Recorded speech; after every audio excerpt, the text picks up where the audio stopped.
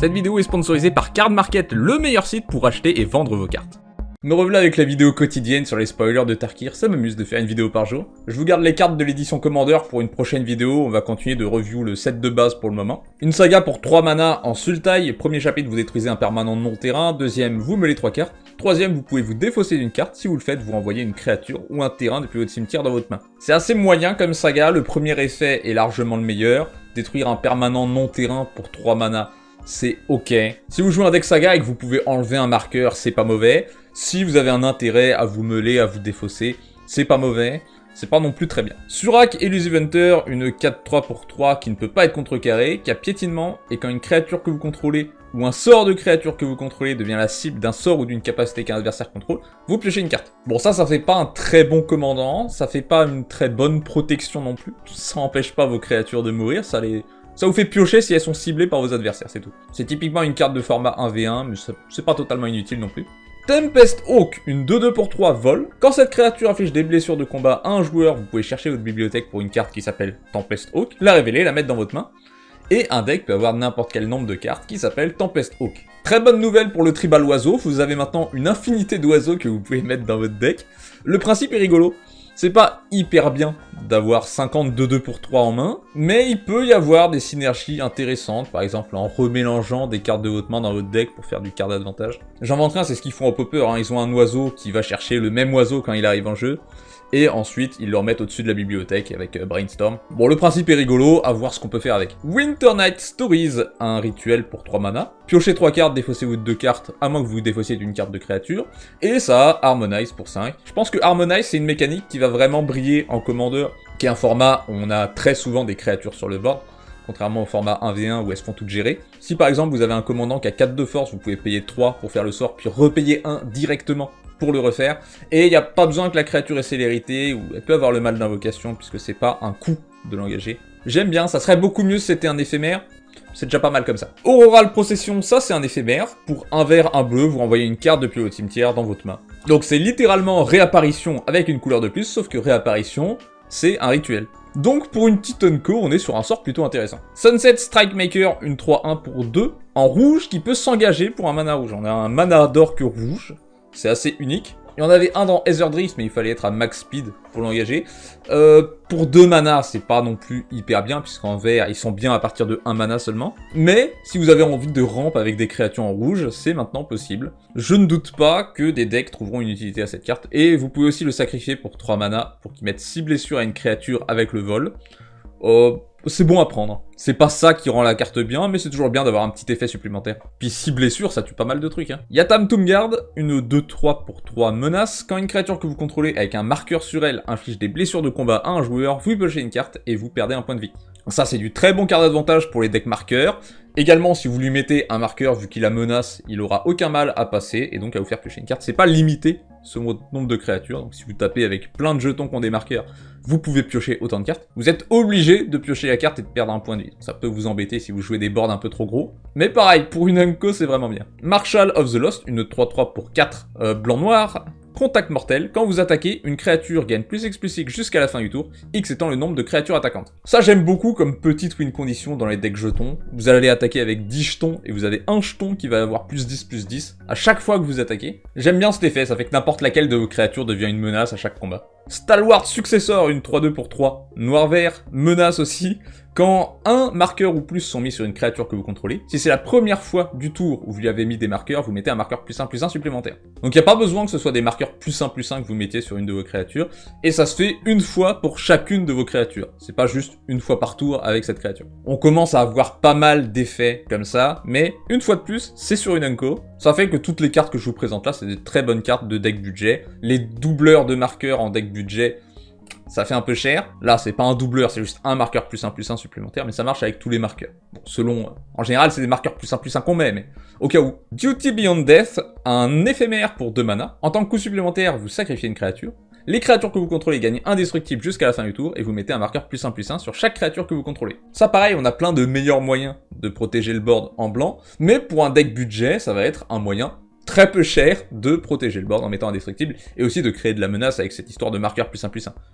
Il faut pouvoir sacrifier une créature, donc n'importe quel deck ne pourra pas jouer ça. Mais bon, vaut mieux sacrifier une créature et en sauver 2 que perdre les 3 sur un board wipe. Rite of Renewal, un rituel pour 4 mana vert.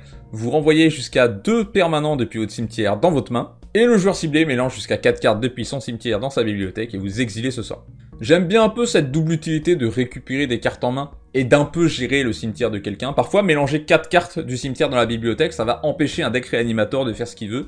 Et c'est juste bien pour le sort. Il n'avait pas vraiment besoin de ça pour être correct. Récupérer 2 cartes en main pour 4 mana depuis le cimetière, c'est raisonnable. Mais si en plus vous embêtez un adversaire, alors là on se régale. La Via del Futuro, c'est un éphémère pour 5 mana en Jeskai. La prochaine fois qu'une source de votre choix devrait vous infliger des blessures, vous prévenez ces blessures. Quand des dégâts sont prévenus de cette manière, alors ce sort inflige autant de blessures au contrôleur de la source et vous piochez autant de cartes. Je sais que les joueurs adorent ce genre d'effet de « Haha, je t'ai eu !» C'est un truc auquel il va falloir faire attention quand un deck Jeskai a 5 mana d'ouvert. Ça prévient pas toutes les blessures de combat, c'est juste les blessures d'une source.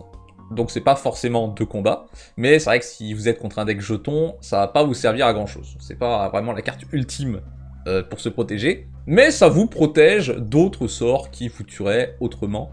Imaginons des win conditions comme Etherflux Réservoir. Énorme ça.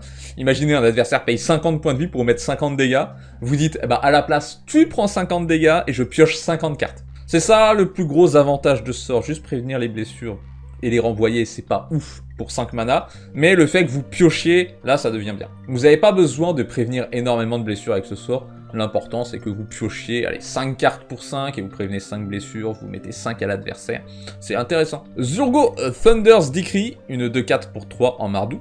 Il a Mobilize 2, donc quand il attaque vous faites 2-1-1 guerrier, que vous sacrifiez à la prochaine étape de fin. Mais pendant votre étape de fin, les jetons guerriers que vous contrôlez ce jeton ne peut pas être sacrifié. Pour les jetons que vous créez avec Mobilize 2, il n'y a qu'un seul trigger de sacrifice, donc si vous les sacrifiez pas à la première étape de fin, à la prochaine, ça va pas se redéclencher si vous perdez votre commandant. À part les jetons créés par Mobilize, peut-être que vous pouvez faire un deck copie, un tribal guerrier, où vous feriez des copies de vos guerriers qui sont normalement sacrifiés à la fin du tour. Je sais pas ce qu'il y a de très bien à faire avec ce commandant. C'est quand même très spécifique comme capacité, je sais pas si c'est extrêmement utile. Mais ça vous permet au moins d'avoir 2-1-1 que vous gardez à l'étape de fin. Desperate Measure, c'est un éphémère pour un mana noir. Une créature ciblée gagne +1/-1 jusqu'à la fin du tour. Quand elle meurt sous votre contrôle ce tour-ci, vous piochez 2 cartes. J'aime bien ce sort parce qu'il a beaucoup d'utilités différentes. +1/-1, ça fait un trick de combat. Si vous attaquez avec une 2-2 et qu'un adversaire vous bloque avec une 3-3, eh ben vous allez dire haha je t'ai eu. Aussi, c'est un genre de sacrifice. Vous pouvez sacrifier une 1-1 pour piocher 2 cartes pour 1 mana, c'est correct. Et aussi, vous pouvez tuer certaines créatures de vos adversaires qui ont 1 d'endurance. Donc pour toutes ces utilités, je trouve la carte correcte dans pas mal de decks. Venerated Stormsinger, une 3-3 pour 4 noir, Mobilize 1. Et quand cette créature ou une autre créature que vous contrôlez meurt, chaque adversaire perd un point de vie, vous gagnez un point de vie. Bon, ce genre d'effet, on en a 50, mais c'est une créature noire qui génère des jetons, et c'est étonnamment dur de générer des jetons en noir. Alors que c'est très utile, pour avoir essayé de faire des decks noirs jetons, il n'y a pas tellement de cartes noires qui en créent. Donc là voilà, c'est un effet intéressant sur une créature, avec en plus une création de jetons, et le jeton est forcément sacrifié à l'étape de fin. Lie in Wait, un rituel Sultai pour 3 mana. Renvoyez une créature depuis votre cimetière dans votre main, et ce sort inflige des dégâts égaux à la force de cette créature à une créature ciblée. Donc ça gère une créature et ça vous remet une créature en main. Pour 3 mana, c'est ok. Encore une fois, ce serait mieux si c'était un éphémère. Enfin, c'est le cas de tous les rituels après. Disruptive Stormbrood, qui a un omen pour 2 mana, ça détruit une créature de force 3 ou moins. Après avoir lancé un omen, vous mélangez la carte dans votre bibliothèque. Et en tant que créature, c'est une 3-3 pour 5, vol, et quand elle arrive, vous détruisez un artefact ou un enchantement. J'aime bien cette carte parce que c'est un anti-bête et un anti-artefact enchantement sur la même carte. Et c'est un dragon pour les decks dragons. Donc, pour une unco, je trouve ça bien. Glacierwood Sage, un enchantement pour 3 mana, vert bleu.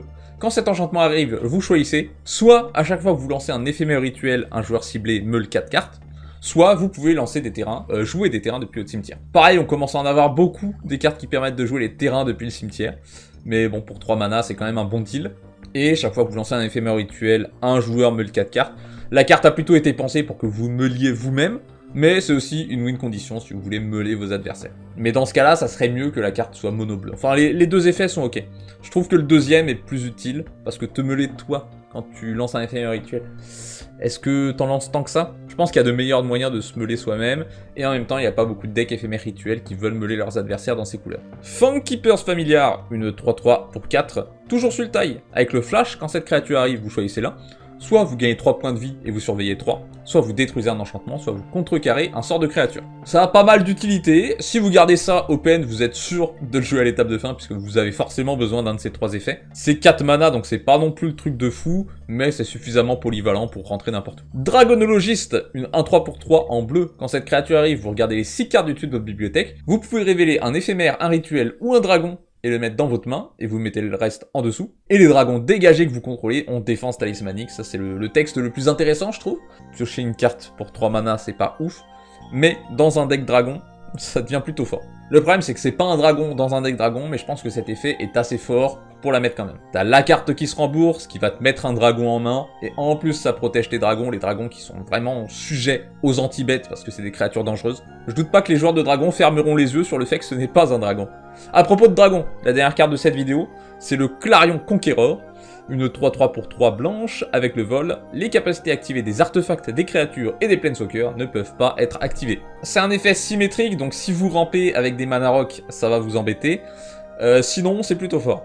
Donc je vois ça plutôt dans un deck blanc-vert qui pourra ramp avec des terrains, qui sera pas embêté par cette capacité, mais ça va vraiment bien saouler vos adversaires si vous, ça vous embête pas. Ça annule que les capacités activées des créatures, donc pas tous les trucs qui se déclenchent à l'attaque et les arrivées sur le champ de bataille, et par contre ça annule totalement les planeswalkers. Donc ça ressemble peut-être plutôt à une carte de 1v1, mais si elle vous embête pas, ça reste très fort dans n'importe quel deck. C'est tout pour cette vidéo, j'espère qu'elle vous a plu. Comme je vous ai dit, on se retrouve bientôt pour les cartes de l'édition Commander. Merci à tous les membres qui soutiennent la chaîne, songez à devenir membre en cliquant sur rejoindre et vous pourrez avoir des avantages. Rejoignez le Discord dans la description pour parler de Magic ou jouer à Magic. Ce soir, il y a le Friday Night Magic à partir de 20h, donc si vous voulez jouer avec moi, je serai là. Et je vous dis à bientôt.